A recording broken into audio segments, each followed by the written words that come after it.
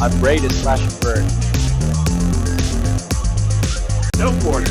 I am going to be uncomfortable and all over you from start to finish.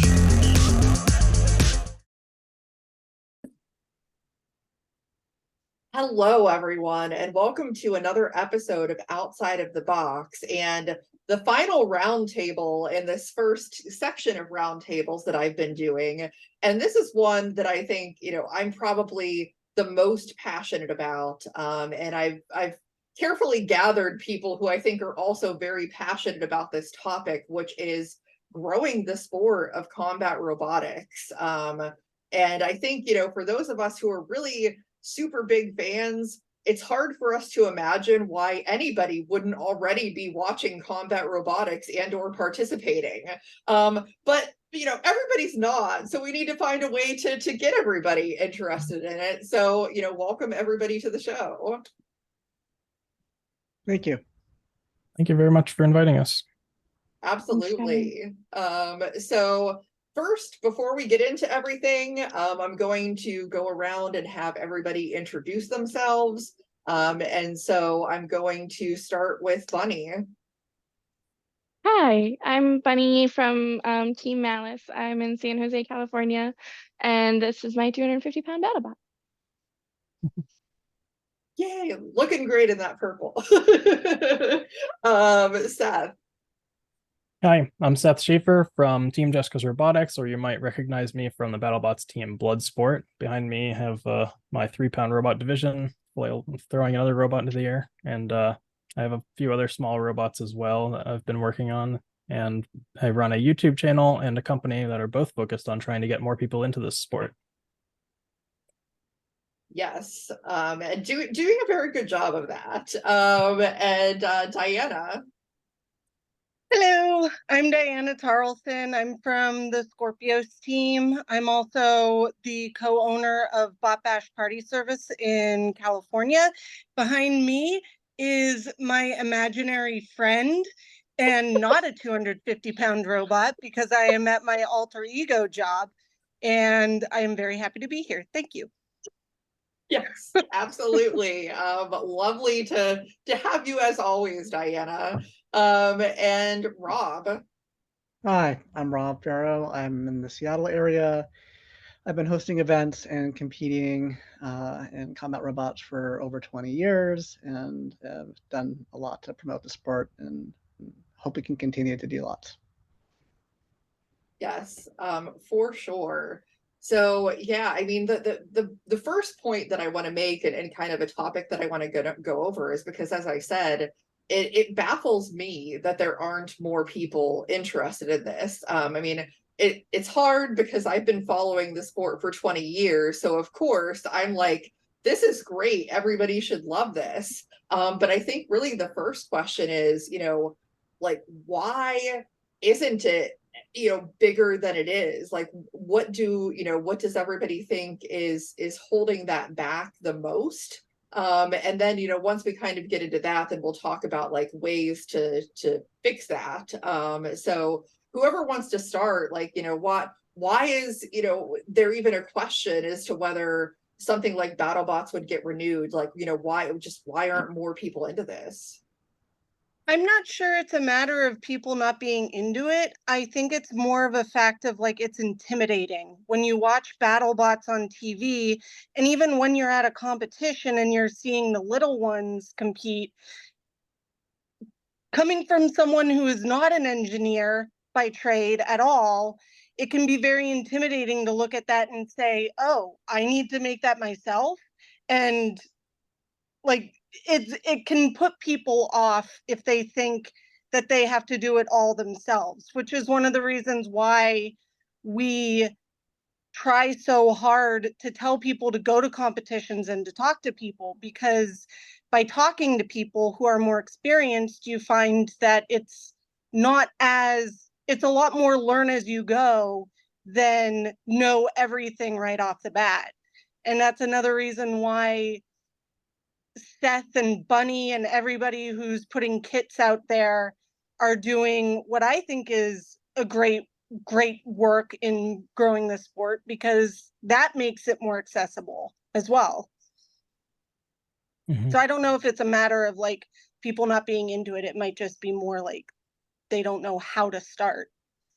Yeah, I agree. I think whenever I'm at an event and people are always coming up to me and asking, how do I get started?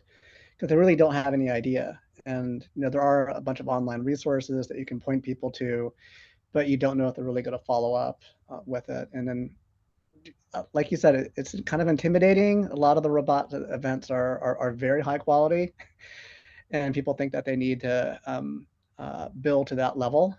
Uh, but a lot of the people who have the most fun just come and bring something that they did, whether it's a kit bot, which I'm all for. I know some Yes, people are a little bit down on kits. I think kits are fabulous and a great way to get started. I agree. And I think there are some weight classes like the plastic ants and fairies that are potentially less intimidating and a lot more accessible to people. And I think we should do everything we can to just get them started, get them hooked. Once they're started and hooked, then I'll, branch out into more weight classes. Yeah, I think that there's kind of two components to the popularity of any sport. There's the fan side and then there's the participant side, right? So I think there are sports like F1 racing that a lot of people are now starting to appreciate more so than they did in the past, but I don't think that the vast majority of people watching F1 are thinking like they want to build their own car and race it someday, because that's just like wildly out of perspective of being possible. On the other hand, something like BattleBots is also quite expensive and difficult to get into. But the smaller classes of robot combat, especially with the rise of like NHRL and all of these other local tournaments, is actually relatively achievable, I think, for a lot of people, more so than you would think by just watching it online. So I definitely think that with the rise of more and more companies like my own and the more and more kits hitting the market, it's never been easier to get involved in combat robotics than it is right now.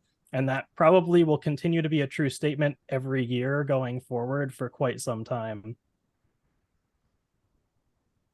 Yeah, for sure. Bunny, did you have anything? I don't believe that the inaccessibility is why people can't get into the sport. I think that the reason a lot of people try to get into the sport and don't is because they underestimate how much time is required to really be successful in this sport. I think that people think that they can do this in an afternoon and win the whole competition, and that's just not the way that this sport works.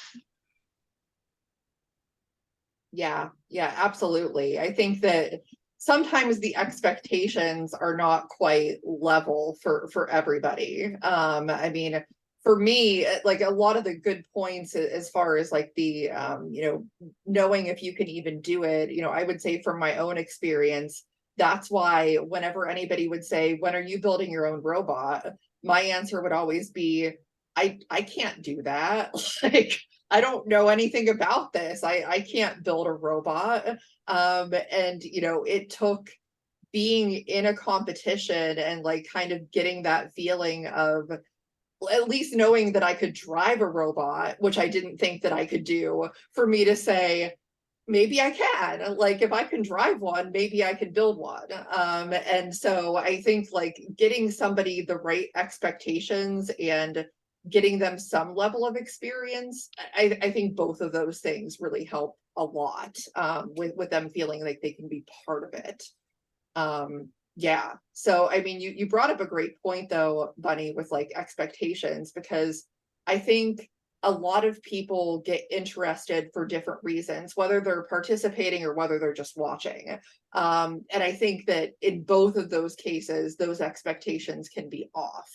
And I think from a viewership standpoint, we heard and saw a lot of that well, I mean, I think we see it every year, but with fans watching and saying that they don't understand like maybe why a rule is a certain way, or they think that anything that's not X type of robot is worthless.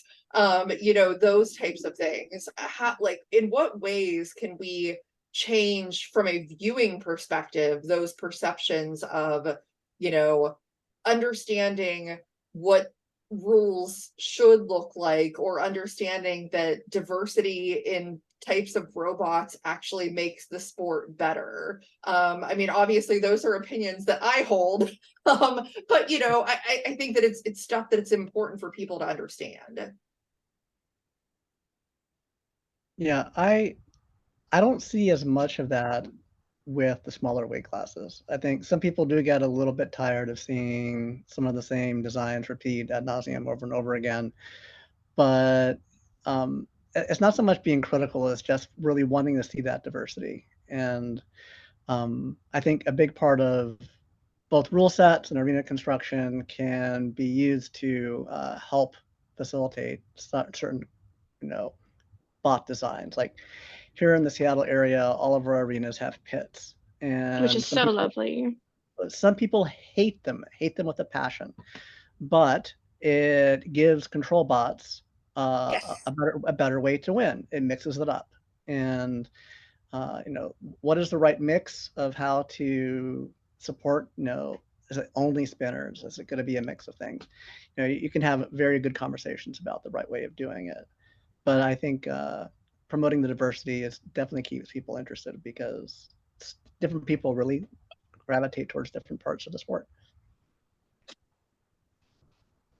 I love his arena. His arena's fabulous. It's got 2 pits. I've heard about this and I'm a huge fan. I think that's why, like, I feel like I need to go over to the UK and see like their robot stuff, because I know they're big into pits over there as well.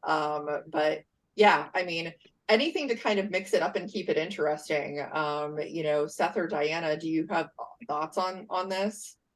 Yeah, I think pits are interesting. Like, I personally have never fought in an arena that had a pit in the floor. I have fought in the sword arena, which has like a wall section that's kind of missing, so it's like a push out pit.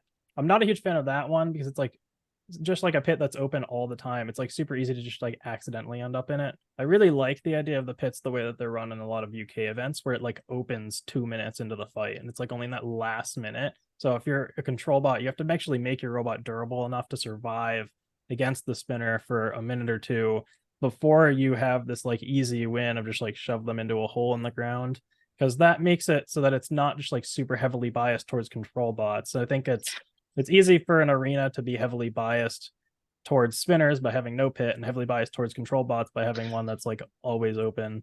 Rob And solves that by having a lip. Rob's arena design is very unique. He has a lip. It's about I'd say like an inch tall or so, Yeah. that prevents people from just immediately winning by control. I think it's really a good solution. I think there's different ways to do arenas that can, you know, vary. yeah, I mean, definitely there are other ways to do it. I've personally, one thing that I would like to see that no arena has done yet would be to just like have like a spinner mounted to the wall as like an arena hazard.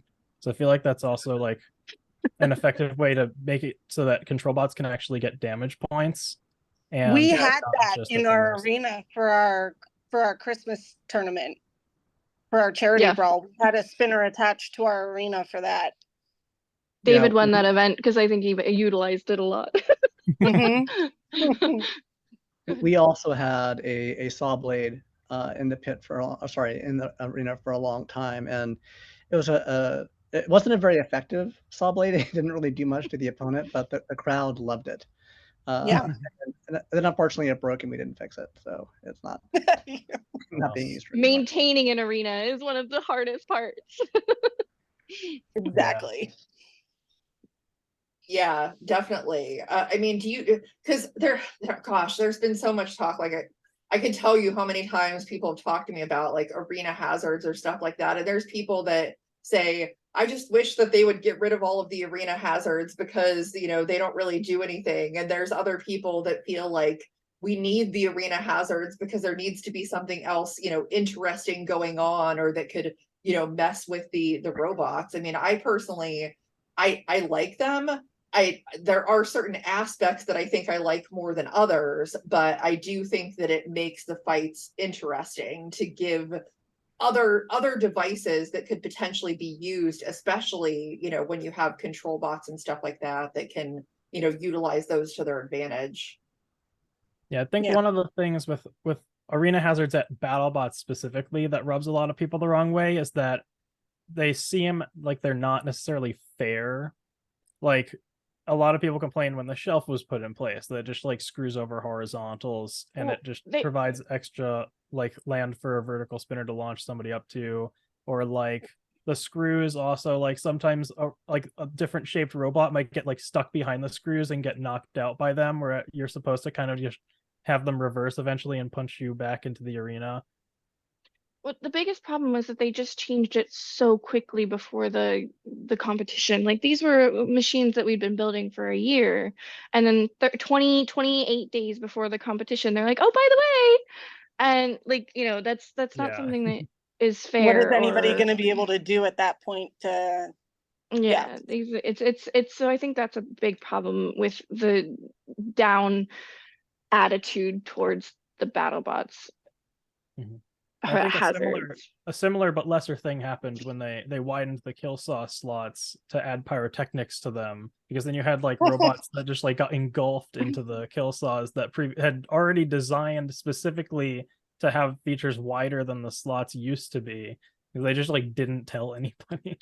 It would just be so simple if there was just more communication. Like I don't think that people would be a lot as down on arena hazards or anything as if when EOs announce their arenas, they don't change so quickly before the event. yeah. I really like NHRL's approach. Like you can find a wiki page on NHRL's website where they're like, our arena consists of this floor, this material with this paint on it. And it's like, all right, if you want to build a robot to this exact arena specifications, you can literally just make a sample of the floor at home and test drive your robot on it. Yeah, it's much better. Yeah. Yeah, that type of thing is certainly helpful because I mean, these are larger robots. It's not like a 3-pound robot, which I think would be much more easy to modify in a like less than a month time span. A 250-pound robot you cannot make major changes to in that amount of time. So totally understandable there. Now, one question that is very specific to BattleBots, but I know that I need to ask this because it's something that came up again and again and again last season. That when it comes to, drawing fans in, obviously it's a TV show. I think that, everybody understands that. But I think that a lot of fans, the super passionate fans felt a little bit off-put at times during the season because of the editing and focusing on negative, kind of like yucky feeling storylines instead of focusing on like actual real drama of building that, and all the things that were going on during the season. I mean, like bots having winning records and, doing really well that just had not before. I mean, there were so many good things, and I think that they did focus on a lot of that, but there were certainly times where it just felt super like negative and I'm watching this and I'm like, this just doesn't feel necessary. And I think watching it, I thought they're probably doing this because that it creates drama and they think it's going to draw fans in, but to me it felt like it was doing the opposite, that it was making fans not feel good. So I'm curious to hear like your opinions on BattleBots, the fact that it's a TV show. Is it necessary to have like this negative, like not builder camaraderie type of stuff that we're used to in order to get more fans in the show? And like, do they actually want those kind of fans to be watching the show? Well, at the end of the day, we only see one side of this, and we don't know what Discovery is telling the people at BattleBots. So as much as we may not like that they're focusing on the negative, for all we know, this is what Discovery wants. We just have no idea. We can't, it's hard to speak to something that we do not have the paperwork on. And so like, that would be a great Discovery executive question, because they're probably the only people that will be able to tell you the answer to that question. Yeah, I think that, go ahead. yeah, I think that I I think there was some bad feelings too, you know, like I don't think that that's entirely fabricated either. I think some people, it's fair to sometimes get frustrated, especially when you're in close quarters with people for 16 days. And so we don't know if they chose, we don't know the full story either. Like we only see what we see, so we can't say that maybe there was bad feelings. Maybe that wasn't fabricated. We don't know. None of us were a part of that drama. I think it's worth mentioning that probably all of us would agree that one of the greatest things about combat robotics is that, generally speaking, it's extremely friendly and supportive community of people. The incidents that we have, like the drama shown on BattleBots, are very few and far between. And like at local events, even when you have like 5 times as many builders in the same room, like if somebody doesn't have a piece for their robot, or like they just burnt out their speed controller, like you could go to like their neighbor and they'll like give you a spare for free, or like if you need to borrow a Absolutely. screwdriver from anybody, you can basically go around and anybody will lend it to you. Yeah. And if they don't have it, they probably know the person that does, Who does. to send you to.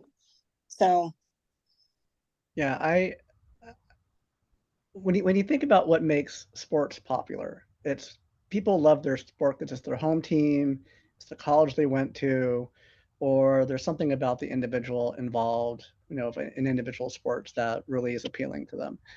And I think that is one of the reasons why we as a sport struggle a little bit, is that there can be enough focus on the robots that they all kind of, you know, for the fans, they don't have a good way to find their home team or to really identify with a certain theme. And I think the successful teams, by successful, I mean not necessarily the ones that win, although they might win, but the ones that really bring the fans along, really make an effort to stand out as people and to have a theme and to do something that's going to bring people along.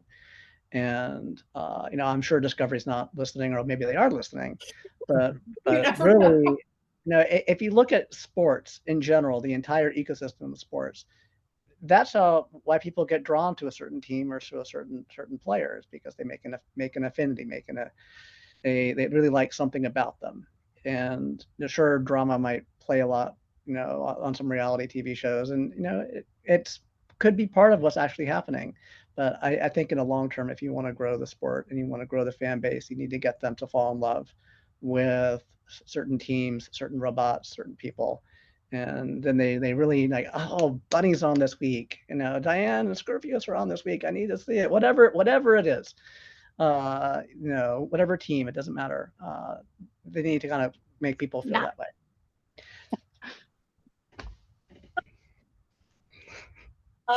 No, I totally agree. I mean, you know, obviously I'm biased. I love pretty much every team, so it's pretty easy for me to get drawn in, you know, and enjoy what I'm seeing. But yeah, I mean, like if you can get somebody to just really latch on to one team, then you know, then they're in at that point. And I think there's a lot of variety at the, you know, at this point within BattleBots as far as teams and like the themes and the makeup of the teams and everything else, that I think there's probably something for everybody. Now, you know, kind of moving on to more broad scope, you know, do you think that when it comes to growing this sport, I think a lot of people feel that the lower weight classes are essential in that, because it's such a more experiential type of thing, you know, because you're right there, you know, you're not watching it on TV, you're not, you know, in kind of the live environment at BattleBots, you're like right there at the cage. Do you think that growing things at those lower levels, at ants, beetles, you know, all of that is essential to growing the sport as a whole? absolutely. Zach and I have a fleet of like 80 robots that we take to kids' parties every weekend. And if it weren't for those 150-gram robots, we wouldn't have the business that we have. We wouldn't be able to teach these kids about how these robots work and how easy or how like great it would be of a project for this kid's dad and him to work in. Like it's, I think there is yes, a lot of people watch the show and they want to start big, but there's something to be said for what you learn at the lower weight classes that helps you along as you move up the weight classes. And I think the smaller weight classes are very important. I think the plastic classes are very important because 3D printing is amazing. Everybody should do it. Mm-hmm. That's my opinion. Yeah, I agree. I think the larger weight classes can bring a lot of excitement for people just because it is such a, so spectacular and such big hits. But really the sport needs to grow up at the smaller weight classes because that's where 90+% of people are going to be able to attend an event or be able to build something and be able to compete. That's really, without the small weight classes, the sport wouldn't grow. It's just too expensive and too hard to put on an event for big robots. There's only a couple in the whole world that do it. And you don't see people jumping at building new, $1 million arenas to house the big bots. That's too much. Yep. Yeah, I 100% agree. I think that it's obvious to anybody who's been involved in the sport for any length of time that it's a lot easier to get your start with a robot that costs $300 that you could throw together in your garage than it is to spend $20,000 on a 250-pound robot that you can fight at one competition a year somewhere in the US and have to transport it and everything. So the 3-pound class and the 1-pound class, especially right now, growing as fast as they are, and the number of competitions around the US and the world that are, popping up everywhere, are making it so that it's much easier to get started there than it is with the heavier bots, on top of the fact that it costs literally 50 to 100 times less. It's just like any sort of language or skill, you really need to develop them and use them frequently and consistently.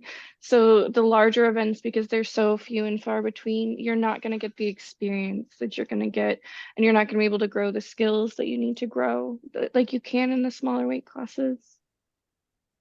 Yep. Yeah, absolutely. Now I'm also curious because I've gotten this question a lot as well. Because we talked a lot about kids getting into the sport. And I mean, like the bot bash parties, I think that's an amazing idea to get kids involved in the sport. A lot of kids, obviously in school turn to the programs that tend to be available in schools like First and Vex and things like that.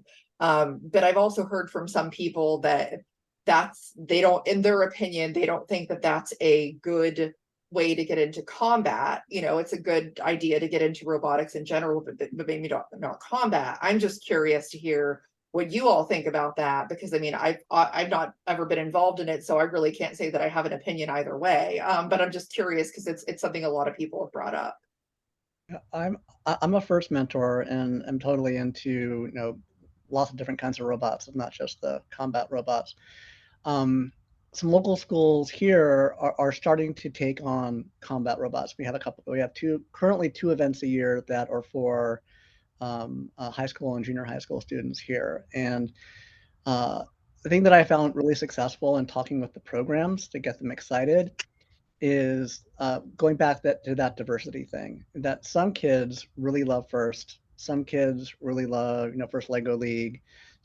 There's a local school we do underwater robotics, and kids love it. Some kids just shrug their shoulders and don't care about any of that. But as soon as you say combat, their eyes just light up. And as soon as you can show that, the real educators, the ones who really care about getting their students excited, jump on it. And currently, we have 3 local schools who are creating teams and and multiple teams on each school. And we're trying to get a local league going. So it's way behind where First is. I'm not sure we'll ever get there, but it just the spark in their eyes to do something that they get excited about really makes it super fun. Yeah, I have no experience with First or Vex myself, but I've seen one of my team members, Ben, was a participant of Vex, and he was also super into combat. So I don't know if they're completely like I don't want to say interchangeable, but I don't want to I mean, there are plenty of people that are involved in one and can be involved in the other. So I think it's just a matter of finding the right avenue to get to where you want to go with robotics. There's so much to do once you get that door open. Yeah, and some people will definitely be excited about all of it. But if you want to grow the number of people who are interested in STEM, you need to find something that's going to spark an interest in them. And Yeah. I think combat robots is a underutilized spark for many people who think that other stuff's okay, but doesn't really motivate them. Yeah, I definitely agree with that. I personally, my schools did not offer First Robotics or Vex that I went to, but about 80% of the Bloodsport team is like former Vex Robotics people. The end game team, Jack Barker, is for Vex World Champion, and the Riptide team also, I believe they have some Vex World Champion or highly ranked Vex drivers and builders on that team as well. There are a lot of BattleBots teams that have come out from the Vex world, not just the First world. And I'm sure there's tons of First involvement as well. I know that Aaron Hill and the whole Seems Reasonable team came out of the First Robotics world. So I think there is a decent amount of crossover. As far as the people who are interested in it, I do think that they're obviously extremely different design challenges, because First and Vex both have some of a software aspect, whereas Combat Robotics, for the most part, kind of doesn't. It's really more of a mechanical and electrical design challenge, and you're all doing like dumb RC stuff where there isn't any coding involved. But at the same time, all three involve a lot of mechanical design and figuring out how to spec your electronics and make sure that your batteries are able to supply enough power to your motors and you have properly spec motor controllers and everything like that. So there's definitely some crossover. I think there's kind of a natural interest once you realize that you have the skills needed to build a robot from doing First or doing Vex, that, and then you see BattleBots on TV, you're like, oh, I would love to do that. I think that's partly why so many people do kind of bridge that gap, even though it is a substantial gap to go from like First to combat. Yeah, for sure. Another thing that I'm curious about, because again, it's something that I see a lot of debates on, is that with the, the lower weight classes, obviously, NHRL has gone a long way into putting together like a produced stream, with all of that. And what I hear a lot of times is that these other types of competitions, that people just aren't interested because they don't have an opportunity to get on TV. And in fact, like even when NHRL switched over to their non-double elimination, not having a losers bracket and everything, and doing things the way that they have, that's a common complaint that I hear. Well, I want to make sure that my bot's on TV. And I don't know if it's just a result of so many people watching BattleBots that that's their expectation, that if they're going to fight, that it has to be on TV or they don't want to do it. But I'm just curious that, again, with the expectations, like, do we just need to reset people's expectations of, hey, there's more to doing combat robotics than just being on a stream or being on TV, or find more ways to, televise some of these other events in some way, or have it on a YouTube stream so that people can feel like they're being seen. I don't know what the right answer is, but I'm just curious to hear everybody's thoughts on that. So lesson one of the Bot Bash camp is always, we're going to build this robot, we're going to have a tournament at the end. You may not win a match, and that's okay. You may not get on TV, and that's okay. That shouldn't be the only reason why. If that is the only reason that you are building, then don't do it. Don't do it. It's much. It's too much money and time for you to assume it's going to get on TV or on a stream. Like, it's great when it happens, but like that shouldn't be the only reason you do it. That's not the kind of people that I want in the sport. I don't want people that are here for fame. I'm sorry. That's just not, it's never been that way. And I don't want it to go that way. And I think that the people that are here to make a name for themselves are not the people that I look up to or respect. Yeah, I And think there's a it's not, difference. Yeah. sorry, And not no, just no, it's okay. people trying to seek fame, but even just like if you go into any competition with like hundreds of competitors expecting to win, especially like your first time out, like you're going to be disappointed. You should be in this sport to have fun with it, not just to win. Yes. Yeah. So yes, I think those people need to reset their expectations a little bit. And being out in Seattle, 2,000 miles away from Norwalk, I don't see that as much here. Maybe it's just because it's such a ordeal to travel all the way over there to get on TV that people here just have resigned themselves to not even thinking about that. And then, our last event, we had a Twitch stream, but basically, it's not even really produced, at least not very much. It's just kind of a stream to share it out. We had like 20 viewers, and that was fine. It doesn't need to be a big thing. I really love the personal connection we get when we go to events like yours, like the Seattle Nationals. Like you really get to know the other people and you really get to learn more when you aren't focused on being a personality or being someone. If you're focused on that stuff, you're not focused on what's important about robots. Like you can't divide your focus like that. It's not fun.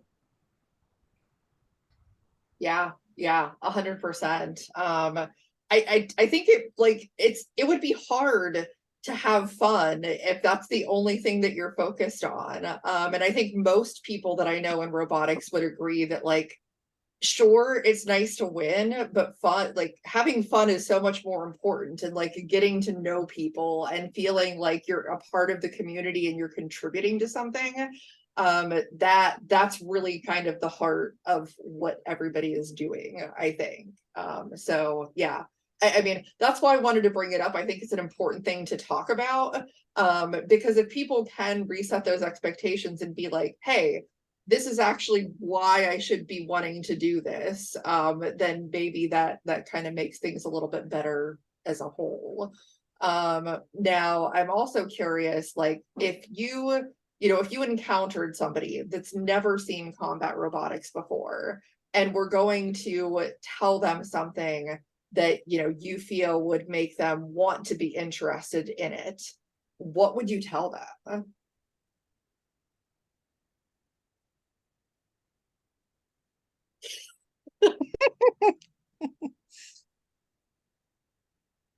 I would tell them, oh, you go, Rob, you're better.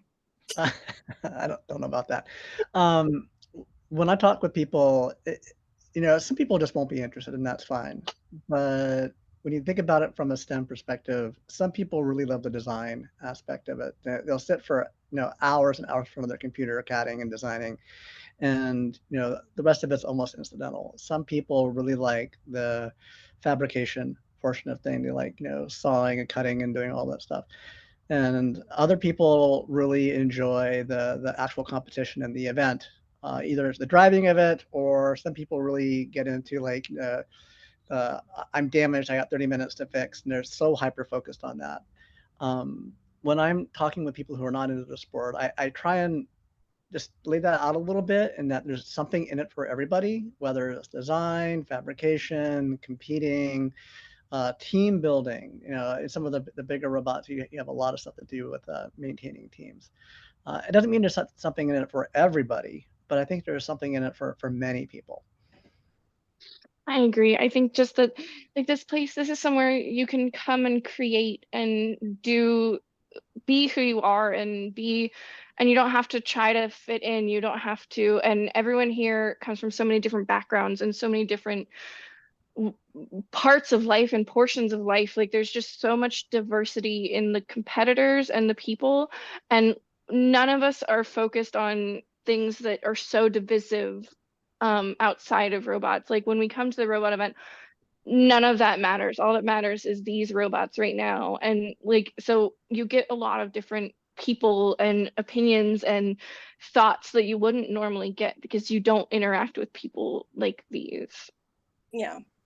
To play off of what Bunny says, I usually talk about the community most when I talk about getting into robotics with people who are not into robotics already, because the community is what brought me in. Zach brought me to my first competition, but it was being at the competition and seeing how everybody helped each other and talked to each other respectfully. That is what sealed the deal for me. So that is what I talk about when I talk to people who aren't into robotics. Yeah, it's about not letting everything be so hyper focused and just being there and creating this experience, and you will get exactly the energy that you put into it. Like if you put a lot of Yes. positive, wonderful energy where you're just here to, support people, you're going to have the best support system in the whole world. But if you come here and you're like, I'm the best, and like no one else is good, no one else is going to be good to you, because that's not what we want. We want people who are supportive and kind and thoughtful, and we don't have to deal with the people that aren't, because they're not going to do well. Yeah. Like Yep. like several of you have said already in various ways, like there's kind of something in this sport for everyone, I think. I think one of the things that I love about combat robotics so much is that, especially even compared to a lot of other robotics competitions, there's so much design freedom. You can basically do whatever you want as long as it won't kill somebody. And your goal is to win a fight, but there are several ways to do that as well. You don't have to try and destroy the other robot. You can try and just push them around or control them or get all the aggression points or pin them. There's so many different ways that you can go about trying to operate in this sport. And then there's also so many different aspects to it. Like I said before, there's the electronics, there's design, there's construction, there's There's RC merch. things. There's merch. And yeah, I mean, some people will spend all of their time trying to make the most beautiful looking robot that you've ever seen in your entire life, and it'll get like destroyed in like 4 seconds. Other people will spend all of their time trying to make the most hyper competitive meta design possible. Then there are people like Jonathan Schultz who are just like, I'm just going to make this thing that's so weird that nobody will have any idea what the hell to do when they see it. Like, And I love it's that so there are all cool. of those things in this sport. Yep. And you'll see sometimes like the ones that you wouldn't expect to do well do so well, because because it's such an evolving thing. It's such an evolving sport and such an evolving competition. It's always changing. It's like a river. Mm-hmm. Mm-hmm. Mm-hmm. Yeah, absolutely. And I think that, this was definitely touched on in terms of community, but something, for me that I've noticed, especially doing the show and talking to so many people, is that there are so many people in the sport that I feel like at some point earlier in their lives, they felt unheard or unsupported or felt like they didn't belong. And combat robotics is a community where any of those people can belong and be supported by everyone else in the community. And I think that that's just such an amazing thing that I don't really see, anywhere else. There's so much more inclusion. Yeah. And then I think the last thing that I really wanted to touch on, because obviously, given what I do, I think that it's an important part of the sport is content creation. And I'm really glad Diana's here, because Skorpios is like just so good. Yeah, you guys do a really great job of it, and obviously, like Seth, like both of those channels are just hopping.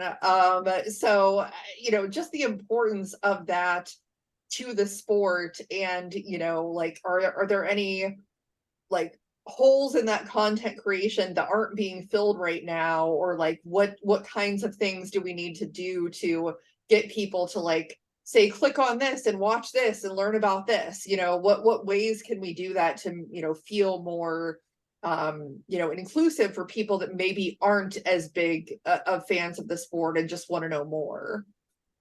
Well, I think we need more people giving their robots voices.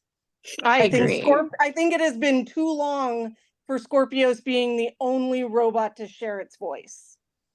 I agree. But that's in terms of YouTube, though, I feel like that's really Zach's baby. I'm just along for the ride on that. And I think he has done an absolutely phenomenal job building that channel up from the ground up. And he actually spends a lot of time listening and reading what fans are saying they want. And he tries really hard to give them that within the scope of the rules of BattleBots and being respectful to all the other teams as well, because just because we want to share stuff with them doesn't mean a team has to agree to let us share their stuff with Absolutely. us. So it's a fine line, and I think Zach is doing a really great job of it, and I think I do a great job of being his chaos agent. Yeah, I think for YouTube stuff, it's tricky because for my channel, I started out just mainly focusing on tutorials. I basically did two things. I either did event reports or tutorials, and I could only go to so many events. So most of my videos when I was starting out like 4 years ago were tutorials. And the YouTube algorithm does not like tutorials. But when you're making tutorials about something especially as specific as combat robotics, a lot of those videos don't necessarily get a ton of views. And trying to figure out how to do something more like what the Skorpios builder blog does, where you're starting out with the idea of like, this is going to be an entertaining video by a team that builds robots, and then you kind of sneak the learning in along the way, is something that I'm still personally trying to figure out a good formula for, and that I'm still working on for a lot of my more recent videos, like trying to figure out how to make it not only like intellectually valuable but also entertaining is somewhat of a challenge. But I think that there's obviously a huge need for people like myself and like Builder Blog and like Carter Hurd and all these other channels that have done like tutorial content to teach people what they need to actually start building, since not everybody wants to start with a kit. As much as I would love for everyone to go out and buy an SSP or a Viper kit or what have you, there is a lot that needs to be learned. You don't necessarily need to learn it all at once. Your first robot doesn't have to be any good. You will learn way more by just building anything at all that moves than you will by spending 700 hours watching my YouTube videos before you touch a screwdriver for the first time. But at the same time, like there is kind of endless depth to combat robotics, and you can always learn more as you're going along. Yes. I think you're entertaining, Seth. I think you're entertaining too, Seth. But also on that note, there is a fine line between being like the videos where Zach has just let me go like off in my own world. Those videos don't do well. And the videos where Zach is just off in his own world don't do well. So there is a fine line between fans getting what they want and being entertained. If you go too far in one direction, you just, especially when they come to you for a specific thing. So I don't know. I think we love your channel. We watch your videos all the time. So Thank you. Great. Yeah, I watch all of your videos as well. I definitely think there's a lot of different combat robotics creators out there that don't get enough credit for what they're doing. I agree. I do not create content. I create merch. And you do it well. Merch creation is very hard. And I think content creating and merch creating much harder. are actually very underrated in their importance. Mm-hmm. And I think people who steer into doing that should be praised for doing that, because it's hard, it's draining. But yes, everything, I think as a whole, everyone's doing a really great job of getting the information out there. It's just a matter of people being willing to go and find the information that's already out there. I don't believe there's a whole lot of holes that need to be filled. I think that it's more getting the information that's already out there more organized for someone to find. And I think that's what Rob is doing really well with the Robot Wiki and robotcombatevents.com, because he's really trying to make a one-stop place for everything. And so it's just a matter of getting people to that one-stop place. Yeah, I'm a big believer of having things be as open as possible. So yeah, I made the Agreed. Robot Combat Wiki, and as a wiki, anybody can add their content there. You could add your blogs, your links to YouTube videos, whatever you like. And it's been out there for a little while. The number of viewers per day is a little lower than I would like, but you know, I think we just need to keep pushing. Mm-hmm. Yeah, it's Yep. it is surprisingly hard to get people to find And these and things and then you know, the Robot Combat events actually gets a lot more. We get several thousand viewers a day, unique viewers per day coming to that site, because it for some reason it's hit the algorithm on Google and such. So if you're looking for an event, that's a good place to come in. I'm hoping this might be a good synergy if we could somehow get some of the content creation coupled with the events and have it be not necessarily a one-stop thing. I don't want the event listings to lose its focus, but as a way to branch off into letting people see the other things that are available. Yeah, 100%. And yeah, I mean, it's content creation is always a challenge. But thankfully, at least in my case, for what I do, there are a plethora of amazing people out there in the combat robotics community space, you know, that I love to have on and talk to about this thing that we all love. And it's always a joy to get the opportunity to do that. So I appreciate all of you for, you know, coming on the show and talking about this. And I mean, everybody except for Rob has been on my show before. Diana probably more than anybody, well, you and Zach together, but more than anybody that there is. You know, and kicking my show off to begin with too. So Skorpios will always have a special place in my heart. Well, thank you for asking us. It was an honor. Yes, thank you for having us. Thanks for Yeah, inviting me. absolutely. So for everybody that's watching, even though this is the last of these initial roundtables, I have many ideas. So I'm sure that there will be more. If anybody has any ideas for topics, please make sure that you shoot those my way, and I'll kind of add it to the list and, you know, see who I could get together for those. But please make sure that you know, like, subscribe, share, all of that good stuff. Continue supporting combat robotics. I mean, that's really what this whole episode has all been about. And hopefully we'll see everybody next time on the show.